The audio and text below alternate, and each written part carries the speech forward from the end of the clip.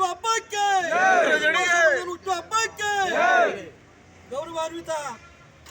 ಇವತ್ತೇನು ಈ ನಾಡಿನ ಮಣ್ಣಿನಲ್ಲಿ ನಾವು ಇವತ್ತೇನು ಅನ್ನವನ್ನು ಉಣ್ತಾ ಇದ್ದೀವಿ ಅಂತ ಅಂದ್ರೆ ಅದಕ್ಕೆ ಮೂಲ ಕಾರಣ ಪುರುಷರಾಗಿರ್ತಕ್ಕಂಥ ಸನ್ಮಾನ್ಯ ಗೌರವಾನ್ವಿತ ಕೇಂದ್ರ ಸಚಿವರಾಗಿರ್ತಕ್ಕಂಥ ನಮ್ಮ ಕುಮಾರಸ್ವಾಮಣ್ಣವರು ಇವತ್ತಿಗೆ ಹುಟ್ಟಿ 66 ವರ್ಷಗಳನ್ನ ಪೂರೈಸಿ ಇವತ್ತು 67ನೇ ವರ್ಷಕ್ಕೆ ಪಾದಾರ್ಪಣೆಯನ್ನು ಮಾಡ್ತಾ ಇದ್ದಾರೆ.